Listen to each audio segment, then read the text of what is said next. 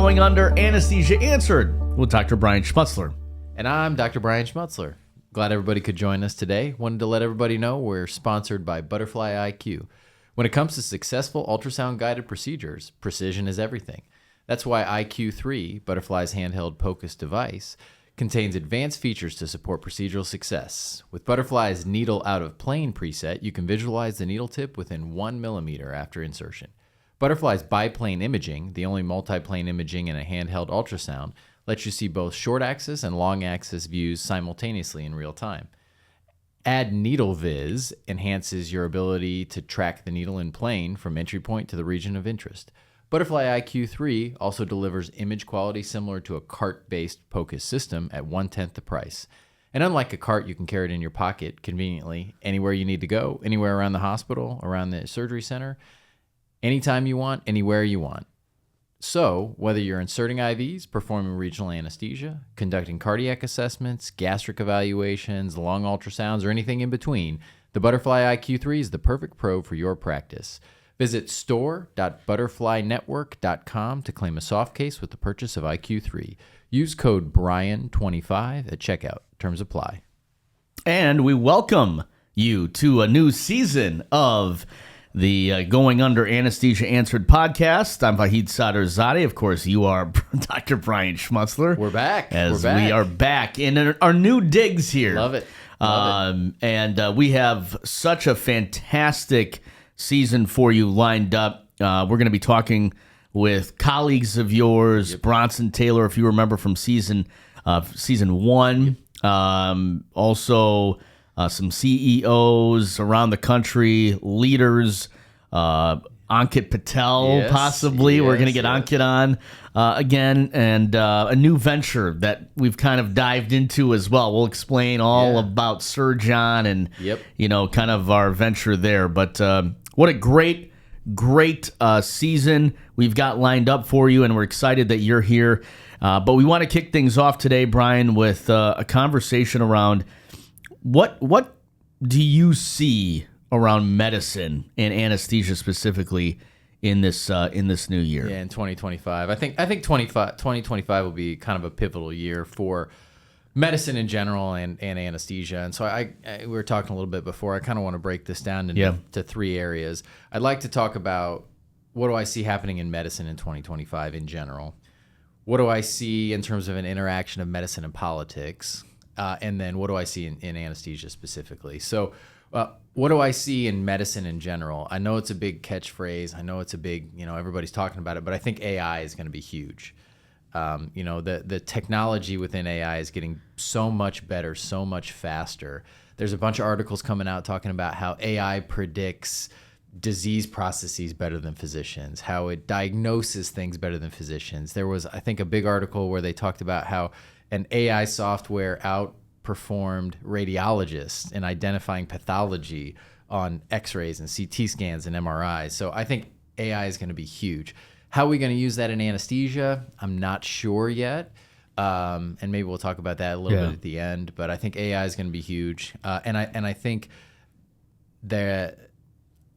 overall the medical community is going to come together in 2025. I think it's going to be different than it's been in the past where we're all fighting between specialties. I think the medical community has kind of had it with being beat down by outside forces, let's say.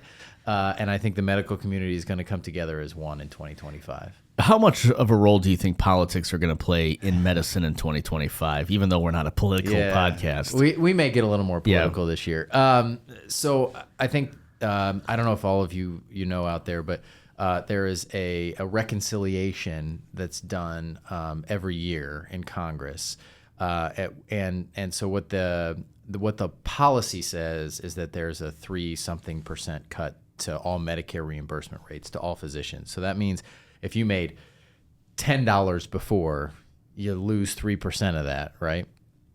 In 2025. And so, if you're talking about $100, you're losing $3 every time you do a procedure that's $100 over 10,000 procedures. That's a lot of money, right? And so typically every year what they've done is what they call the Medicare fix, where Medicare comes back, or the politicians come back and say, never mind, we're not going to take this money away. Well, they didn't do it for 2025. They just let it go through. So this is going to be a huge, huge problem for the majority of practices in the United States. Taking a 3% pay cut from the biggest payer in the country, Medicare, is going to kill a lot of practices. So that's going to be big. I think there's probably two issues that we talk a lot about here on the podcast. Number one is private equity in medicine in general. There's a big push to get private equity out of medicine. I think that's going to push further. So I think that's somewhat political. And then non-competes. I think non-competes are going to be a big thing in 2025. I think they're probably, from a federal level, going to eliminate the majority of non-competes. I know the FTC already made the ruling, but then it was overturned on an appeal.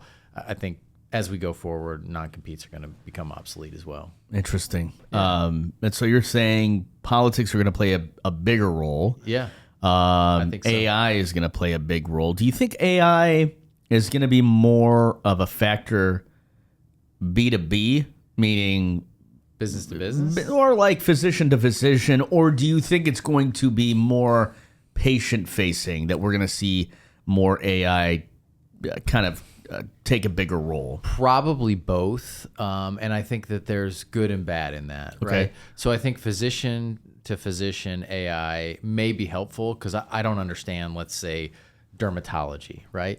So if I can get an AI program to help me with a dermatologic patient, this is what I'm thinking about, because I used to have this problem when I would see a patient in whatever, when I was doing acupuncture, when I saw him in the operating room, and I would say, oh man, that guy's got a rash. I don't know what this rash is. So I'm taking a picture and sending it to somebody I know that's a dermatologist. If I have AI, I can, use the AI, take the picture, it'll tell me what it is. Oh, okay, it's, eczema. Don't have to worry about that one versus, some contagious something or other. So, I think AI between physicians and between specialties, I think, is a positive thing. I think even AI, when you're talking about patient-facing AI, can be a good thing. I don't think it should take the place of physicians or providers, but I think as an add-on to providers, I think AI is a good thing.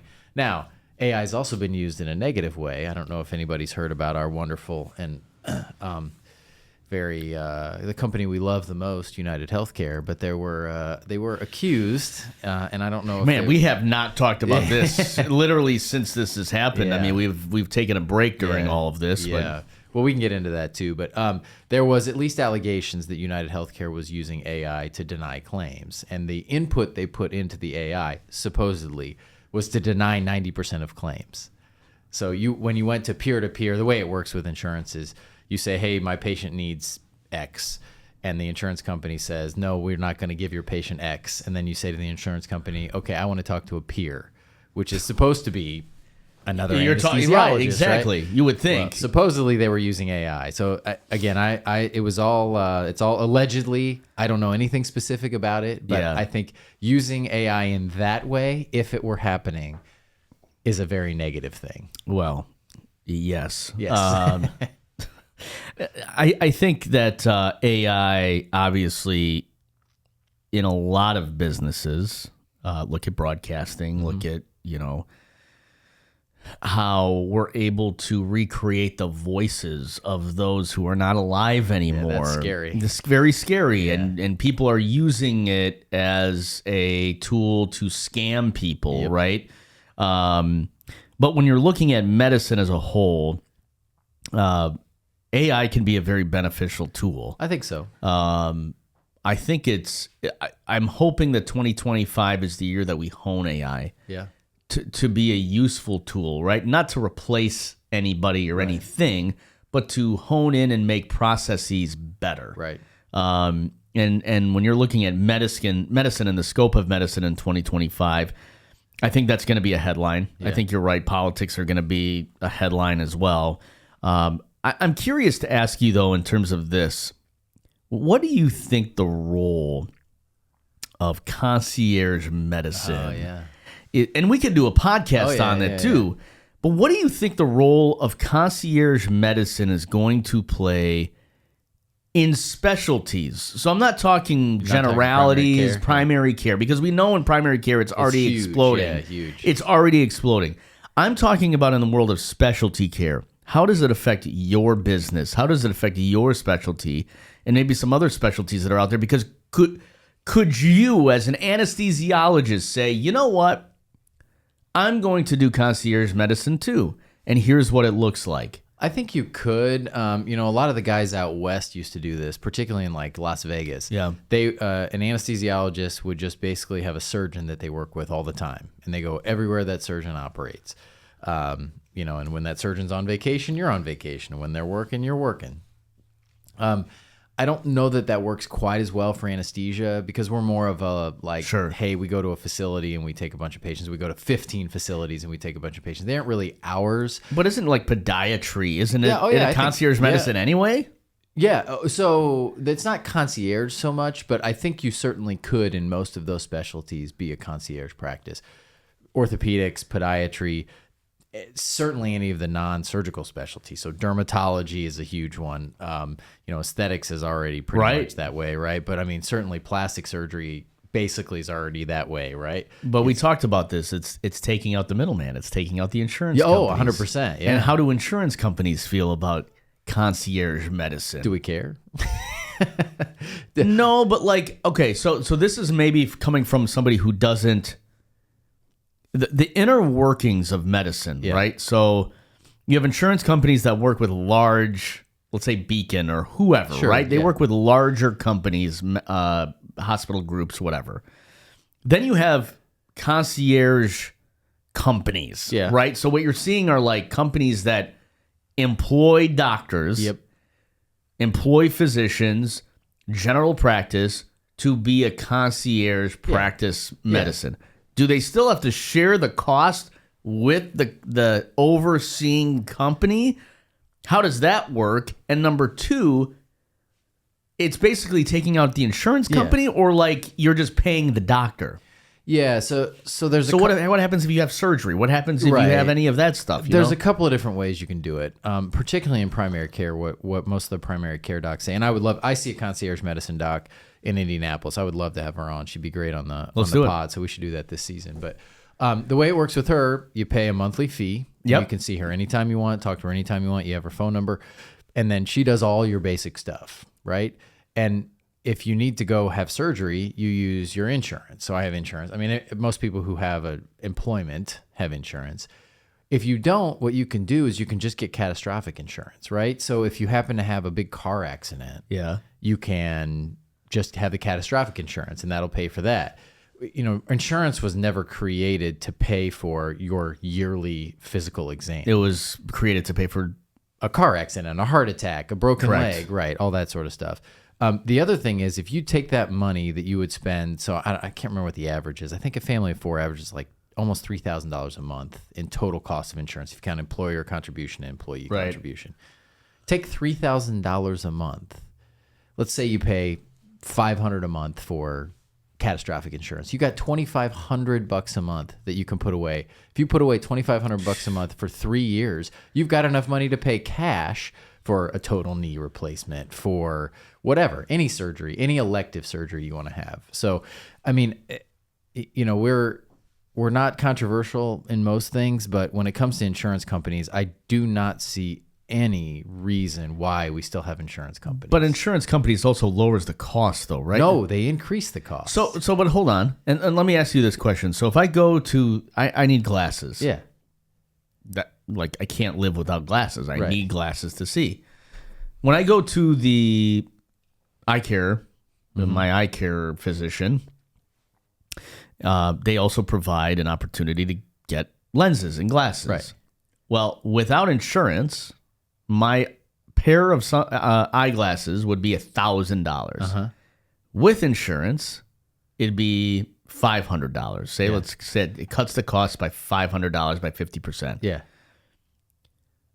If I didn't have insurance, that'd be more of a cost burden. But you're saying in the long run, I would save money. Of course. How often do you buy glasses? Once a year. Okay. And how much do you pay per month? But that's a lot, right? Like some people don't buy glasses. How much do you pay per month for eye insurance? For eye insurance, probably $20. Yeah. So what's 20 times 12? It's $240. So you saved yourself, if you buy $200 every year, you saved yourself $260. Right. every year. Every year. If I didn't If buy you bought it every other year, there's no savings.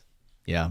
And the other problem So they're hoping that you don't buy it every year. Right. The other problem is, though, that insurance companies drive up the cost of non-insured, right? So a hospital, when they charge, let's say you come in without insurance, what they charge you for, let's say, broken leg, right? They have to charge you enough to overcome the people who don't have insurance who aren't going to pay, right? And they also have to make their charges so high that the insurance companies, when they come in, they say, oh, well, I'm not paying you $3,000 for that. I'm going to pay you $1,500.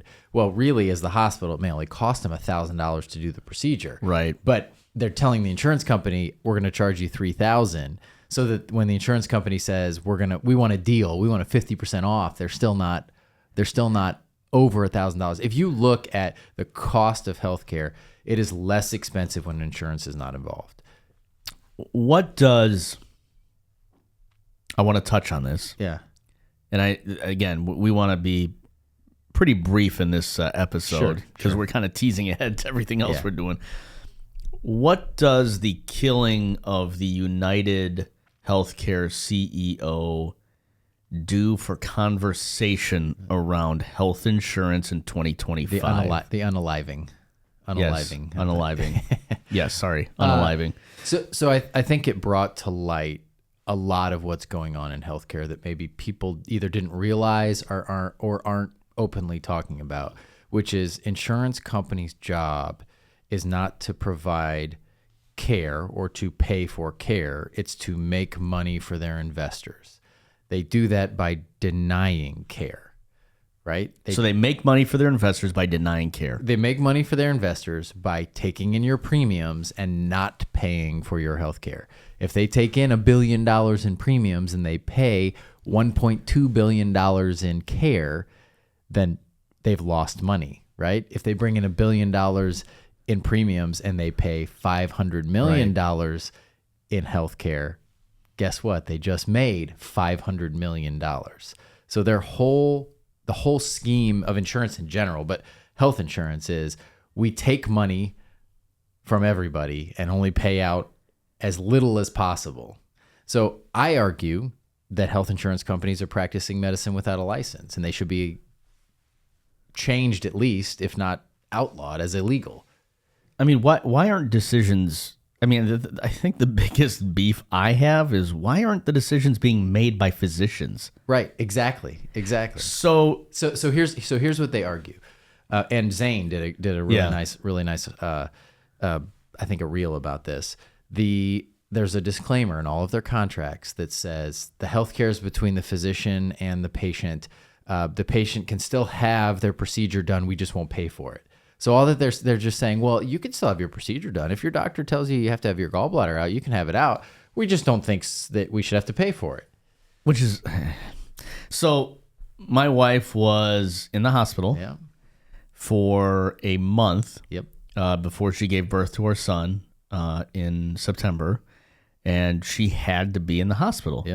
It was a directive of the physicians for her to be in the hospital. At her own risk and at the risk of the baby if she left. Correct. Now, after the fact, insurance has seemed to have paid for the entire stay. Right. Okay? Yeah. But why wouldn't they? If it was under the direction of the physician. She was still in the hospital. Mm-hmm.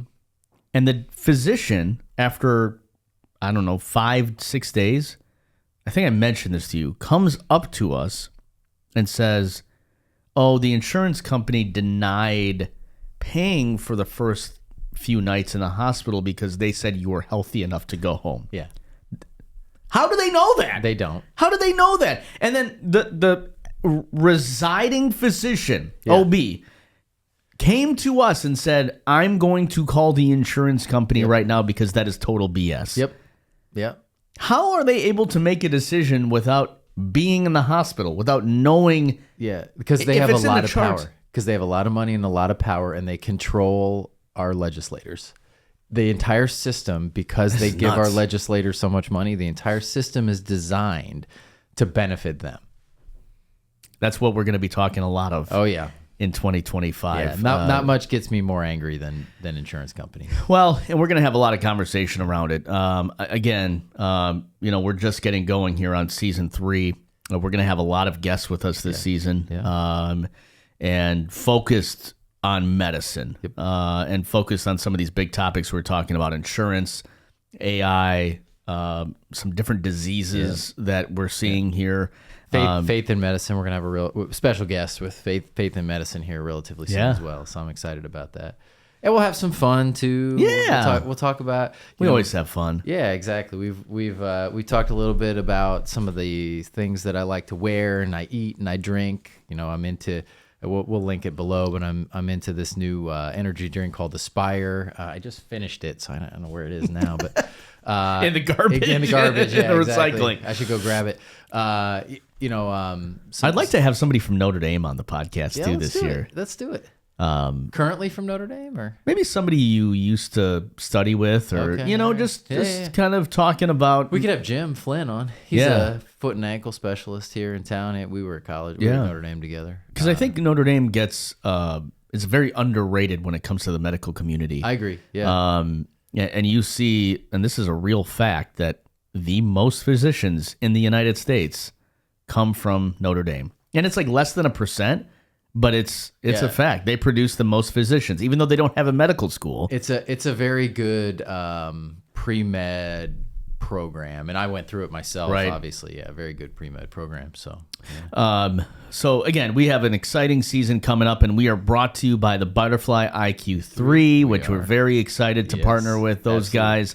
And Surgeon, too. I think we're going to have Jeremy and we're going to have Ankit on, and we can talk a little bit about what Surgeon is and how we're getting involved and why you should care, right? Exactly, yeah. They kind of figure into the realm of AI, too, which is kind of cool. Yeah, and we'll have one of the Butterfly IQ3 probes on here later on during the season. We'll have some people from there.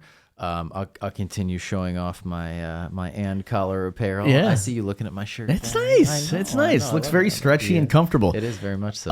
And we're also going to be taking the show on the road. We are. Like we normally do. And something we're very excited about is going to Boca, possibly. Oh, yes, Boca in February. Probably drop it in March, but going in February, so that should be good. Yeah. But expect a new podcast every Thursday, like you have during seasons 1 and 2, and of course, very special guests. And next on the show, Bronson Taylor, who is basically your vice president, CEO. I don't know what you call each other. Yeah. But your colleague with Jebs. Business partners. Business partner. We work together with CCI Anesthesia. Good friends, obviously. So Bronson has a nice perspective on a lot of things. Yeah, so next time we're going to be talking about diseases in 2025 and kind of what's on the radar there. So Happy New Year to everybody. We hope you had a safe and healthy start to the year, even though you never know if you want to take your bucket with you. I think we'll talk about that next time. We'll get into that next time, too. Anything else for the good of the order, my friend? I don't think so. Yeah, we're glad everybody's back. Excited for this season and keep on trucking. All right. This has been Going Under Anesthesia Answered with Dr. Brian Schmutzler. I'm Vahid Sadrzadeh. We'll see you in the next one. Oh, hold on. That was a fake timeout. What did I miss? I can't believe we almost ended the show. Who do you have tonight in the Orange Bowl? Oh, wow. This will come out on Thursday morning. Yes. So, oh, man, I was really close in the IU game. I predicted 27-16, and it was 27-17. I can't believe I almost ended the show without us going through our predictions here. I predicted 31-27 for Georgia. I was way off. Okay. But still Notre Dame win. I picked Georgia on that one. I'm picking Notre Dame. I'm picking Notre Dame to win again. I think it's going to be... 24-14. Ooh, low scoring. Good, two good defenses. I just don't want to pick Notre Dame because I know, if I pick against Notre Dame, then they actually might win. Well, did you see the spread? No. 2. Notre Dame by 2. Yeah, I think it's a wash. Yeah, and I think the over-under is 46. I'm really worried about Drew Aller for some reason. Really? Yeah. I think he's mediocre at best. Really? Mediocre at best. I don't know. I mean, listen, I've seen every single Notre Dame game this year, and if we excel at anything, it is the back end of our defense with those guys, Xavier Watts and Christian Gray. I think our defense in general excels. It's one of the best in the country by far. We're gonna have to. I mean, we're gonna win the championship. We're gonna rely on that defense. Yeah. As long as Riley Leonard doesn't make mistakes. When he makes mistakes, 90 passing yards. It doesn't matter. It's crazy. It's crazy. How many fumbles? How many interceptions? 0, exactly. As long as he doesn't make mistakes, and he ran for 80. So really, it's 170 yards of total offensive production by him in a game where the other team scored 10 points. Yeah. Go Irish. Go Irish. Go Irish. Well, we're both picking Notre Dame in our hearts and our minds. You didn't give a score, though. Man. I'll pick Notre Dame 24-21. Oh, Jeter on a last-second field goal. He's hot. Nice. But there's some elements in this game, so we'll see. All right. Outdoors, Miami. Unless it's raining hard, it'll be fine. Yeah, it's supposed to be sunny and 68. Yeah, Miami's gonna be 65 in the wintertime. So, all right. Well, this is Going Under. Finally, we can end the podcast. Going Under, Anesthesia Answered with Dr. Brian Schmutzler. I'm Vahid Sadrzadeh. We'll see you in the next episode.